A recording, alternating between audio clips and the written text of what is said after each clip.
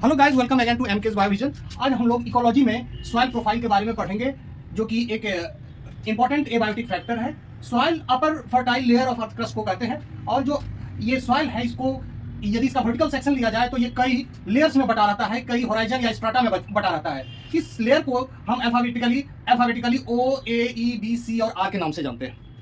तो मेन जो सॉइल है ओ, ए, ई, बी और सी तक ही है। आर जो है ये सॉइल का पार्ट नहीं है, ये अनविदर्ड रॉक है, यानी कि ये जो पेरेंट रॉक है उसका हिस्सा है। तो कुल मिला के हम देखें तो ये 5 जो है स्ट्राटा या 5 होराइजन्स है। मेनली अल्फाबेटिकली हम इसको ओ, ए, ई, बी, सी और आर के नाम से जानते हैं।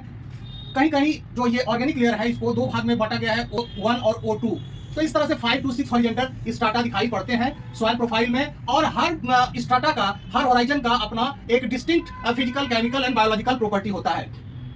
फॉरेस्ट के केस में हम देखते हैं कि ये जो ऑर्गेनिक लेयर है, ये 2 भाग में देखा गया है, बटा रहता है। सरफेस लेयर है, उसमें फ्रेश ऑर्गेनिक लीटर रहता है, जो डेड बायोमास होता है, जबकि O2 लेयर जो है, इसमें डिकम्पोज्ड बायोमास रहता है। बायोमास डिकम्पोज होकर बनाता है ह्यूमिक सब्सटेंस और non humic substance. Non humic substance partly decompose होता है इसमें, जैसे सेल्यूलोज के फाइबर, लिग्निन के फाइबर, ये सारे इंटैक्ट होते हैं। जबकि ह्यूमिक सब्सटेंस होता है, उसमें अल्टीमेट डिकम्पोजिशन हो चुका होता है, फर्दर डिकम्पोजिशन की कोई संभावना नहीं रहती है। इसीलिए जो ह्यूमिक सब्सटेंस होता है वो स्टेबल होता है, stable in product of decomposition, यानी कि फर्दर डिकम्पोजिशन इसमें नहीं हो सकता है। जबकि नॉन ह्यूमिक सब्सटेंस का फर्दर डिकम्पोजिशन हो सकता है। ये जो ह्यूमिक सब्सटेंस है उसके कलर डार्क होते हैं, उसमें ऑक्सीजन, नाइट्रोजन, हाइड्रोजन, फास्फोरस और सल्फर की मात्रा ज्यादा होती है, और इसमें ह्यूमिक एसिड या ऑर्गेनिक एसिड भी पाए जाते हैं, जिसके कारण इसका पीएच जो है लो होता है। 80% ऑफ ऑर्गेनिक लेयर जो है वो ह्यूमिक सब्सटेंस का ही बना रहता है।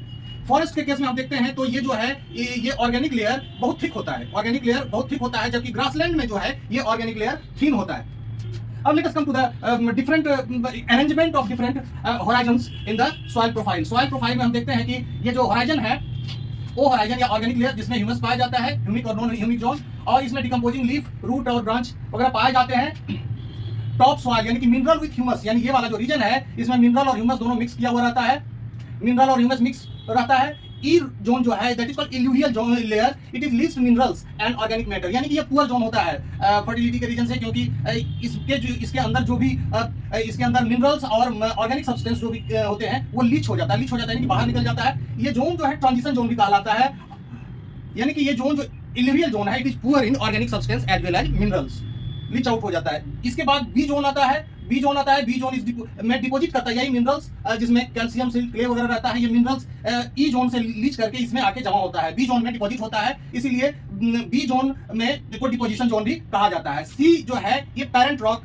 का पार्टली विदर्ड लेयर है, यानी कि इसमें पेरेंट रॉक जो हम देखते हैं कि कॉम्पैक्ट रॉक है, और ये सी जोन में क्या है, पार्टली विदर्ड हो जाता है, यानी कि ये पेरेंट रॉक का ही हिस्सा रहता है, लेकिन ये मतलब फ्रेगमेंट्स में होता है। ये बेड रॉक होता है, ये अनविदर्ड रॉक होता है, ग्रेनाइट, सैंडस्टोन जैसा भी रॉक रहे, ये अनविदर्ड रॉक होता है। अब जब भी हम एज ए इडाफिक फैक्टर हमको सॉइल के उस प्रॉपर्टी का स्टडी करना है जो प्लांट से रिलेशन रखता है, जो प्लांट के ग्रोथ और सर्वाइवल के लिए इंपॉर्टेंट है। हम प्लांट के रूट सिस्टम को देखते हैं तो ये सरफेस लेयर से होके ये बी जोन तक आता है, बी जोन तक आता है। तो यानी कि बहुत डीप रूटेड प्लांट यदि है, खास करके जीरोफिटिक प्लांट, तो ये जो है up to the B zone तक इसका रूट सिस्टम चला जाता है, इससे आगे नहीं जाता है। तो यानी कि ये वाला जो जोन है, इसको हम ट्रू सॉइल या सोलम के नाम से जानते हैं, यानी कि सॉइल का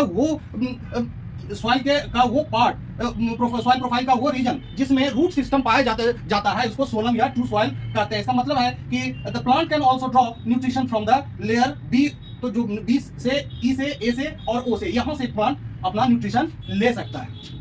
डिफरेंट इकोसिस्टम में डिफरेंट सॉइल प्रोफाइल पाए जाते हैं। जैसे कि मैंने बताया कि फॉरेस्ट में जो सॉइल प्रोफाइल होता है उसमें ओ लेयर यानी कि ऑर्गेनिक लेयर थिक होता है, ये कई हिस्सों में बटा होता है। सबसे अपर मोस्ट रीजन जो होता है, इसमें फ्रेश बायोमास पाए जाते हैं, जो कि फ्रेश डेड बायोमास पाए जाते हैं, बाद में ये डिकम्पोजिंग स्टेट में उसके नीचे पाया जाता है। और ये जो जोन रहता है ओ और खास करके ए, ये जो ओ और ए जोन है, इसमें माइक्रोब्स की एक्टिविटी बहुत चलती है, और जिसके कारण खास करके ओ लेयर में ह्यूमस होता है और ए लेयर में ह्यूमिफिकेशन होता है, यानी कि ह्यूमस और मिनरल्स मिक्स करते हैं। इसमें जो है ह्यूमस का फॉर्मेशन होता है, ह्यूमिफिकेशन, यानी कि ह्यूमस और मिनरल्स मिक्स करते हैं ए जोन, जिसको हम टॉप सॉइल के नाम से भी जानते हैं। ये 80% ऑफ ऑर्गेनिक लेयर जो होता है ये ह्यूमिक सब्सटेंस का ही बना रहता है। ये फॉरेस्ट में जो लेयर होता है, ये O layer organic layer thick होता है।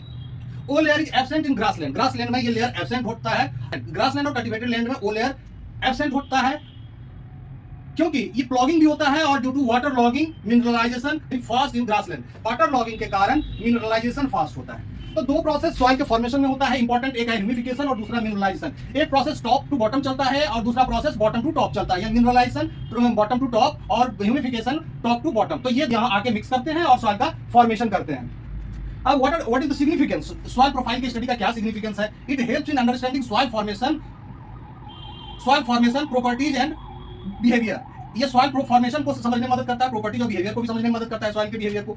It is influenced by climate, topography, vegetation etcetera. ये जो सॉइल प्रोफाइल है, it is of dynamic nature and it is influenced by climate, topography, slope कैसा है, वेजिटेशन प्लस टाइम भी एक important factor होता है सॉइल के प्रोफाइल के परिवर्तन के लिए। It's knowledge helps in soil conservation management and land use. बहुत जगह सॉइल वाटर नहीं रिटेन कर पाता है, सैंडी वाटर, बहुत जगह वाटर लॉगिंग ज्यादा होती है। तो इस तरह से सॉइल प्रोफाइल का क्लासिफिकेशन स्टडी, इन चीजों, यदि प्रॉपर सॉइल प्रोफाइल आदमी को पता हो तो ये हमें लैंड के प्रॉपर मैनेजमेंट में हेल्प कर सकता है। Okay, thank you, bye.